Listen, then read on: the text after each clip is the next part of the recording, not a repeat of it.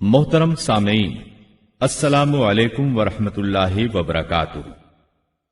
अब हम आपको सुनाते हैं सैयदना अय्यूब अलैहिस्सलाम का किस्सा। अय्यूब अलैहिस्सलाम अंबिया की जमात में से एक हस्ती हैं। अल्लाह ताला ने सब्र के मामले में बतौर खास इनका तस्करा फरमाया है, लोगों के लिए एक मिसाल और नमूना ठहराया है। आपका नसबनामा यूं है: अय्यूब बिन मौस बिन राज़ेह बिन ईस बिन इसहाक बिन इब्राहिम अलैहिस्सलाम, ये सैयदना इसहाक अलैहिस्सलाम की नस्ल में से हैं। इब्राहिम अलैहिस्सलाम के दो साहिबजादे थे, इस्माइल अलैहिस्सलाम और इसहाक अलैहिस्सलाम। इनके बाद सब के सब अंबियाए किराम इसहाक अलैहिस्सलाम की नस्ल से थे, सिवाय नबी करीम सल्लल्लाहु अलैहि वसल्लम के। आप अकेले सैयदना इस्माइल अलैहिस्सलाम की नस्ल से हैं। इसहाक अलैहिस्सलाम के बेटे हैं याकूब अलैहिस्सलाम। इन्हीं याकूब अलैहिस्सलाम को इसराइल भी कहा जाता है। इसी निस्बत से बनी इसराइल का मतलब है याकूब अलैहिस्सलाम की आल औलाद।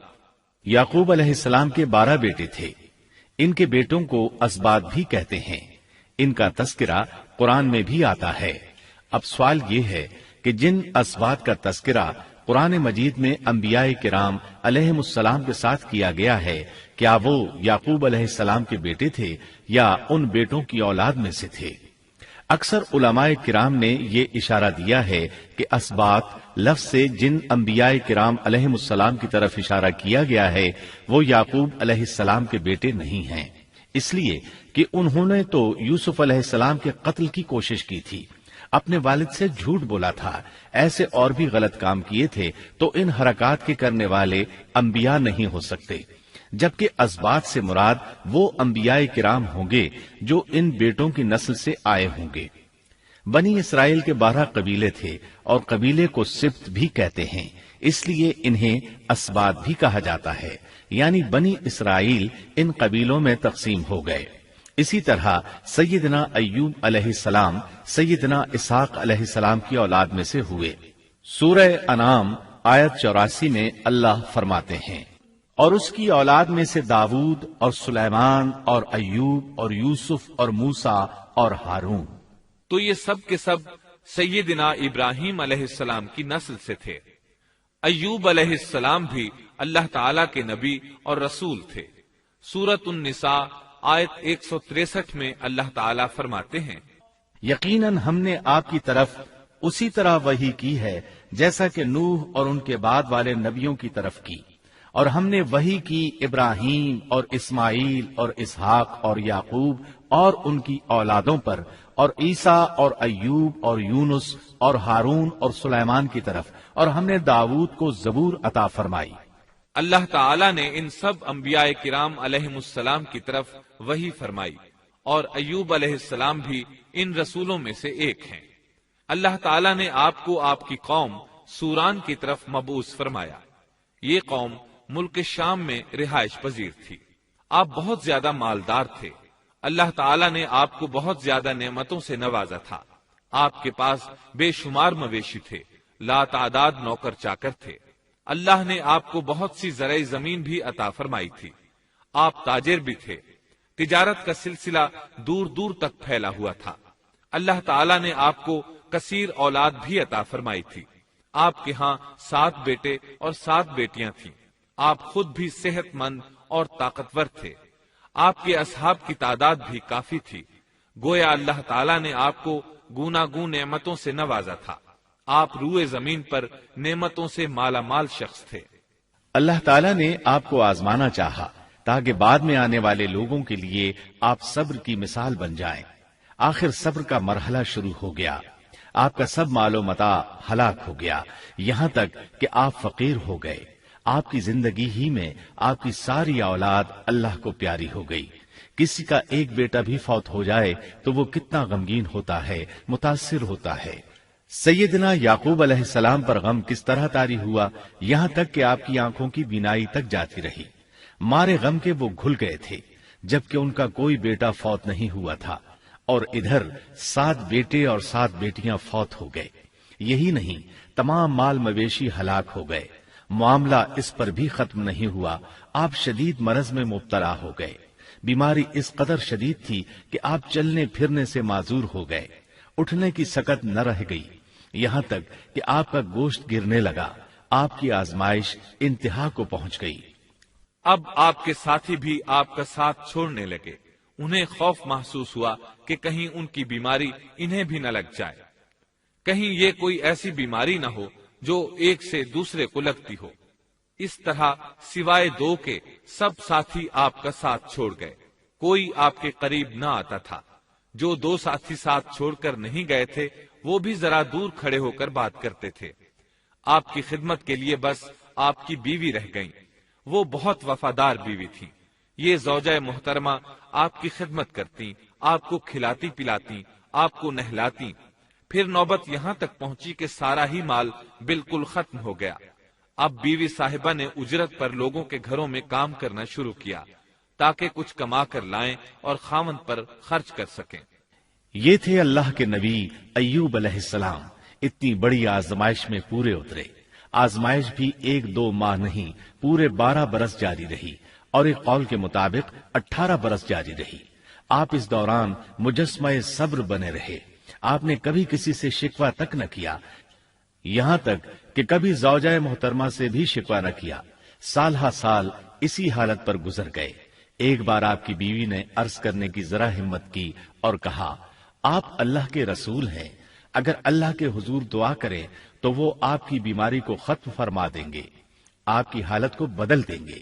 بیوی صاحبہ کے یہ کہنے کے باوجود آپ نے بیماری کے ختم ہونے کی دعا نہ کی، نہ یہ کہا یا اللہ مجھے رزق کی فراوانی عطا فرما، بس رضائے الہی پر راضی رہے، تقدیر الہی پر خوش رہے۔ آپ نے بیوی سے فرمایا، ذرا بتاؤ تو ہم کتنا عرصہ خوشحالی اور فراوانی میں رہے ہیں، کتنا عرصہ ہم ناز و نعمت میں رہے ہیں؟ انہوں نے جواب دیا، 80 سال۔ یہ سن کر آپ نے فرمایا، مجھے اللہ تعالیٰ سے دعا کرتے حیا آتی ہے، جتنا عرصہ خوشحالی میں رہا اتنا عرصہ بیماری اور تنگ دستی میں نہیں گزرا، اس لیے میں ابھی یہ دعا نہیں کروں گا کہ وہ مجھے شفا عطا کر دے یا میری اس حالت کو بدل دے، وافر رزق عطا کرے، جب تک مجھ پر 80 سال نہ گزر جائیں۔ جس طرح میں 80 سال ناز و نعمت کی بہاریں دیکھتا رہا، اسی طرح 80 سال تک میں اسی حالت پر صبر کا دامن تھامے رہوں گا، تندرستی کا سوال نہیں کروں گا۔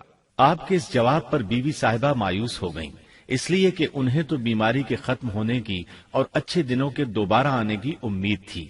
آپ کی بات سن کر وہ بولیں، تب یہ آزمائش کی گھڑی کب ختم ہوگی؟ چونکہ اس بات سے اللہ تعالیٰ کی ناشکری ہوتی تھی، اس لیے ایوب علیہ السلام ناراض ہو گئے۔ انہوں نے اللہ کے نام کی قسم کھائی کہ اگر اللہ تعالیٰ نے مجھے شفا عطا فرمائی تو میں انہیں 100 کوڑے ماروں گا۔ دوسری طرف نوبت یہاں تک پہنچی کہ لوگوں نے آپ کی بیوی صاحبہ کو کام دینے سے انکار کرنا شروع کر دیا۔ ان کا خیال تھا کہیں ان کے شوہر کی بیماری انہیں بھی نہ لگ جائے۔ وہ سمجھتے تھے کہ ایوب علیہ السلام کی بیماری چھوت کی ہے، لہٰذا یہ بیماری ان کی بیوی کے واسطے سے انہیں بھی لگ سکتی ہے۔ جب معاملہ یہاں تک پہنچ گیا تب آپ نے ایک چھوٹی سی بات کہی، اس میں بھی کوئی واضح دعا نہیں تھی، جبکہ اس وقت سے بڑھ کر دعا کے لیے کون سا وقت ہو سکتا تھا؟ آپ کی اس بات کو اللہ تعالیٰ نے قرآن مجید میں بیان فرمایا ہے۔ سورہ انبیاء آیت 83 میں ہے، اور ایوب کی اس حالت کو یاد کرو جبکہ اس نے اپنے پروردگار کو پکارا کہ مجھے یہ بیماری لگ گئی ہے اور تو رحم کرنے والوں سے زیادہ رحم کرنے والا ہے۔ مجھے آزمائش نے آ لیا ہے اور تو ارحم الراحمین ہے۔ مطلب یہ کہ آپ نے واضح الفاظ میں دعا نہیں فرمائی، یہ نہیں فرمایا الہی مجھے تندرستی عطا فرما، الہی مجھے رزق عطا فرما اور میری حالت ایسی ایسی ہو گئی ہے، تو رحیم و کریم ہے، بلکہ یوں کہا وَأَنْتَ أَرْحَمُ الرَّاحِمِينَ، عرض کیا میری نسبت میری حالت کو تو ہی بہتر جاننے والا ہے۔ اللہ تعالیٰ نے دوسری آیت میں آپ کی حالت کو اس طرح بیان کیا ہے۔ سورہ صاد آیت 41 میں اللہ تعالیٰ فرماتے ہیں، اور ہمارے بندے ایوب کا بھی ذکر کر جبکہ اس نے اپنے رب کو پکارا کہ مجھے شیطان نے رنج اور دکھ پہنچایا ہے۔ گویا آپ نے اس بیماری اور مصیبت کو اللہ تعالیٰ کی طرف منسوب نہیں فرمایا بلکہ اللہ تعالیٰ کو اس سے مبرہ و پاک ٹھہرایا اور اسے شیطان کی طرف منسوب کیا۔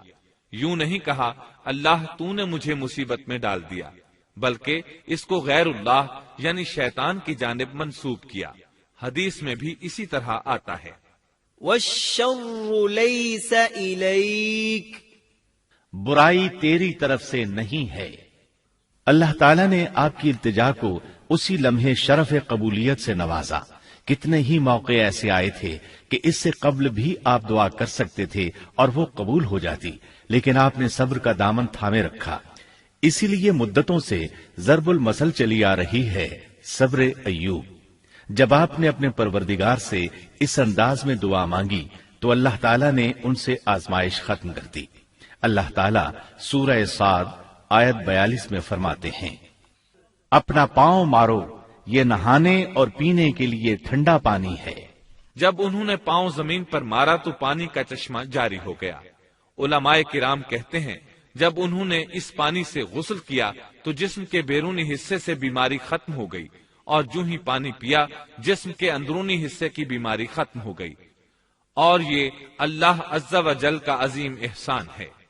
پھر سے بالکل تندرست بن گئے، ان کی صحت و توانائی لوٹ آئی، ایسے صحت مند ہو گئے جیسے پہلے کبھی ہوا کرتے تھے۔ ان کی زوجہ محترمہ باہر سے گھر آئیں تو بالکل نہ پہچان سکیں۔ ان سے پوچھنے لگیں، کیا آپ نے اللہ کے نبی میرے خاوند یعنی مرض میں مبتلا شخص کو دیکھا ہے؟ اللہ کی قسم، جب میرے خاوند صحت مند تھے تو بالکل آپ جیسے تھے، میں نے آپ سے بڑھ کر ان سے ملتا جلتا آدمی آج تک نہیں دیکھا۔ اس پر ایوب علیہ السلام بولے، کیا تم نے مجھے پہچانا نہیں؟ انہوں نے حیران ہو کر پوچھا، آپ کون ہیں؟ تب وہ بولے، میں ایوب ہوں۔ وہ بولی، سبحان اللہ، اس کا مطلب ہے بیماری ختم ہو گئی، اللہ تعالیٰ کا احسان ہو گیا۔ اس کے بعد اللہ تعالیٰ نے انہیں اہل و عیال کی نعمتیں بھی لوٹا دی، ان کے مویشی بھی انہیں واپس مل گئے۔ سیدنا ابن عباس رضی اللہ عنہما فرماتے ہیں، اللہ تعالیٰ نے صرف انہیں ہی اپنے فضل و کرم سے نہیں نوازا بلکہ ان کے ساتھ ان کی اہلیہ کو بھی اپنے خاص فضل و کرم سے نوازا، اس لیے کہ انہوں نے بھی اس عظیم آزمائش میں صبر کیا تھا، عظیم صبر کا مظاہرہ کیا تھا۔ اللہ تعالیٰ نے ان کی جوانی کو بھی لوٹا دیا۔ ان سے سیدنا ایوب علیہ السلام کے ہاں 26 بیٹے بیٹیاں پیدا ہوئے۔ یہ روایت بھی ملتی ہے کہ 26 بیٹے ہی بیٹے تھے، بیٹیاں اس کے علاوہ تھیں۔ اللہ تعالیٰ سورہ انبیاء آیت 84 میں فرماتے ہیں، ہم نے اس کو اہل و عیال عطا فرمائے بلکہ ان کے ساتھ ویسے ہی اور اپنی خاص مہربانی سے، تاکہ سچے بندوں کے لیے سبب نصیحت ہو۔ مطلب یہ کہ ان کی جوانی واپس کر دی، مال و دولت لوٹا دیا، اور یہ چیزیں انہیں فوراً واپس کر دی تھیں۔ جسمانی صحت بھی واپس فرمائی اور دنیاوی دولت بھی واپس کر دی۔ امام بخاری، امام احمد اور دیگر محدثین نبی کریم صلی اللہ علیہ وسلم سے روایت بیان کرتے ہیں کہ نبی کریم صلی اللہ علیہ وسلم نے فرمایا، جب سیدنا ایوب علیہ السلام غسل فرما رہے تھے تو ان پر ٹڈیوں کی موسلا دھار بارش ہونے لگی۔ یہ ٹڈیاں کیا تھیں؟ وہ سونے کی ٹڈیاں تھیں۔ اللہ تعالیٰ ان کو غسل کے دوران ہی اتارنے لگے۔ ایوب علیہ السلام نے ان کو کپڑے میں جمع کرنا شروع کیا۔ اس پر اللہ تعالیٰ نے فرمایا، اے ایوب، کیا میں نے تجھے مالدار نہیں بنا دیا؟ اس نئے نازل ہونے والے مال سے بے پرواہ نہیں بنا دیا؟ ایوب علیہ السلام نے عرض کیا، جی ہاں میرے پروردگار، لیکن میں آپ کی رحمت اور برکت سے تو بے پرواہ نہیں ہو سکتا۔ ہاں اے رب، لیکن میں تیری برکت سے دور کیسے رہ سکتا ہوں؟ ان کا مال و دولت سب واپس مل گیا، اہل و عیال بھی مل گئے، صحت بھی پلٹ آئی۔ یہ سب اللہ کے خاص فضل و کرم سے تھا اور اس عظیم صبر کے صلے میں تھا جو انہوں نے کیا تھا۔ اللہ تعالیٰ نے ان کی اہلیہ محترمہ پر بھی نرمی فرمائی، جیسا کہ سورہ صاد آیت 44 میں فرماتے ہیں، اور اپنے ہاتھ میں تنکوں کی ایک جھاڑو پکڑو۔ بالکل باریک تنکوں کی ایک جھاڑو لو، اس میں 100 تنکے ہوں، ان کو اکٹھا کر لو۔ اس کے بعد فرمایا، جھاڑو سے اسے مار اور قسم کے خلاف نہ کر۔ مطلب یہ کہ ایوب علیہ السلام نے اپنی بیوی کو 100 کوڑے مارنے کی قسم کھائی تھی، اللہ نے یہ تدبیر سمجھائی کہ 100 تنکوں کا جھاڑو لے کر ایک بار انہیں مارو اور قسم پوری کرو، قسم کی خلاف ورزی نہ کرو۔ Don't forget to like, comment, share and subscribe to